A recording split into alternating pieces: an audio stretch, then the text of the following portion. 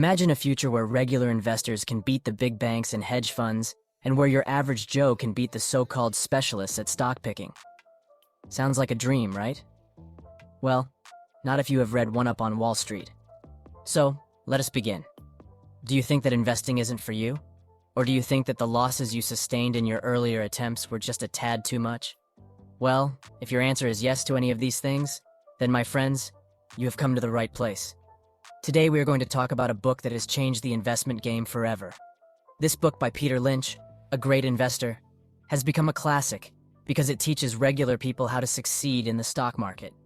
Whether you're a seasoned pro or just getting your feet wet, this video will provide you with the tools you need to make smart investment decisions that could improve your financial future. Lynch maintains that everyday individuals, as consumers, have an untapped edge over Wall Street experts. By observing and reflecting on the products and services they regularly engage with, retail investors can spot opportunities that institutional investors might overlook. Lynch's mantra advocates for the everyday investor to harness their unique understanding of what's trending, which products stand out in terms of quality, or which services they and their peers frequently use. This grassroots perspective could offer valuable context to assess potential investments. Imagine this. You have a local coffee shop that you love. Each time you visit, there's a seemingly endless line of customers waiting.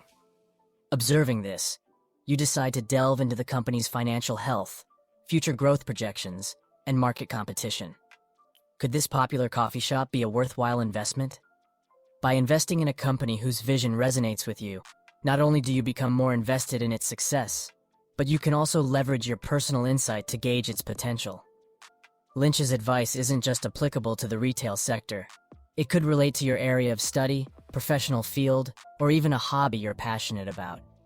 By investing in what you know, you can use your knowledge to better understand the company's position in the market and its potential for success. Okay, so now understand the types of companies, so we can decide which company is better for our investment. There are 6 types of companies. Let's understand them one by one. Number 1. Fast growers. Companies considered fast growers are those who have a track record of increasing their earnings per share by at least 25% annually on average. The trick to investing in such a business is to be watchful and to get out before the growth rate slows down. Stocks that are not widely held by institutions are infrequently discussed and do not have much analyst coverage is ideal for rapidly expanding companies. Companies like these are often overlooked. Well, one such company is Tesla, and we have all seen the potential it has. After all, it is the company that made Musk his billions. Amazon is also a good example of such a company. Number 2. Slow growers.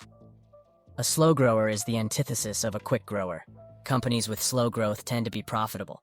Companies with dividends that increase reliably year over year are the best dividend payers. The payout ratio reveals the proportion of a dividend-paying company's earnings that are distributed to shareholders. In my perspective, anything beyond 100% is a red flag because it cannot be maintained indefinitely, while anything below 60% is prudent and more long-term. This is the perfect example of Coca-Cola. The company has steadily grown over the last few years, but you will have to wait to reap the big rewards. Duke Energy is another company that fits the bill perfectly. Number 3. Stalwarts fall in between fast and slow developing plants. They've slowed down considerably, neither becoming a quick nor a slow grower. Peter Lynch has stated that these businesses are resilient to economic downturns. That includes businesses like Unilever and P&G that may sell basics. Number 4. Cyclical companies having cyclical earnings patterns are often referred to as cyclical. Since oil prices fluctuate with supply and demand, businesses involved in the oil industry could be at risk. The price of memory is another commodity whose value tends to rise and fall in cycles. The key to profiting from cyclical businesses is to enter during the downturn and sell during the upswing. ExxonMobil and Ford Motor Company are 2 companies that come to mind when you hear the word cyclical company. Number 5. Turnarounds. If a company is in a terrible spot but has the potential to improve its situation, it may be a good investment candidate for a turnaround. If there is any hope for a turnaround to occur, the company's balance sheet must be strong enough to carry it through the difficult times. Examples of this include Apple and Best Buy. Both struggled during certain phases, but are now going stronger than ever. Number 6. Asset plays. Peter Lynch advises investors to seek a company's underrated assets. Assets may be either physical or conceptual. It's crucial to analyze the firm's balance sheet to see if it's taking on too much debt, which could reduce the value of its assets in the long run. Back in the day, Disney may have been seen as an asset play because Marvel wasn't being fully monetized, despite the fact that they owned it. Alphabet, Google's parent company, is another example of such a company. Now let's understand the importance of do your homework. Peter Lynch stresses the need of conducting one's due diligence before making any financial decisions, as information is power in the world of investing. He recommends that potential backers do their homework on a company's finances, advantages in the market, and future growth prospects. To see how this careful investigation might lead to wise financial decisions, read on.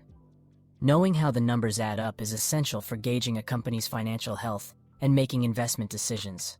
Financial statement analysis is emphasized by Peter Lynch. This includes the balance sheet, income statement, and cash flow statement. Investors can learn about a company's assets, liabilities, and equity by looking at its balance sheet. This can be used as a barometer for the company's solvency and capacity to meet its long-term commitments. The income statement details the revenues, expenditures, and profitability of a business.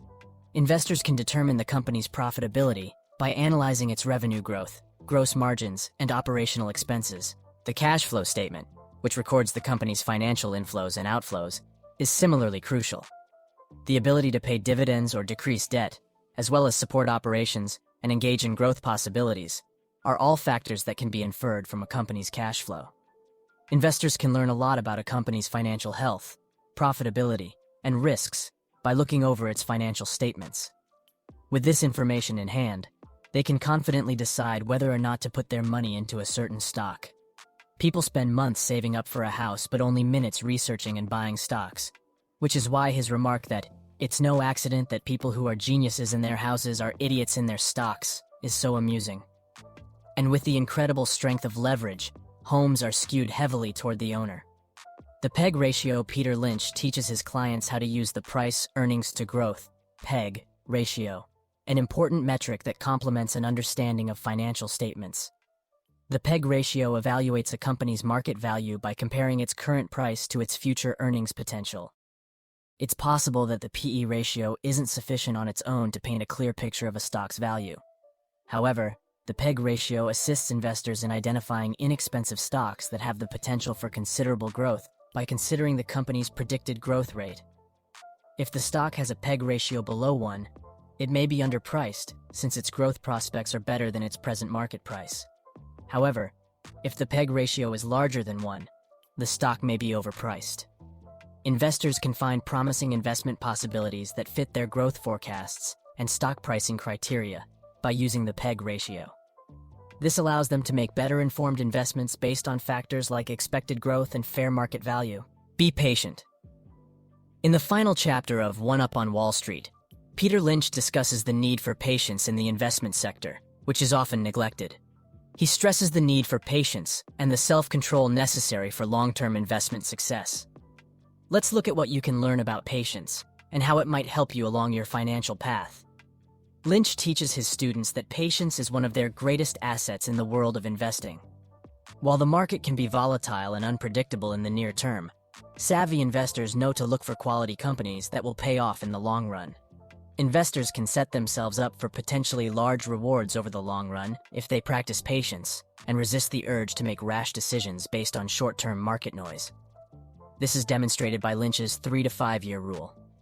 He recommends a time horizon of 3 to 5 years for investors, giving businesses enough time to implement growth strategies and realize their full potential.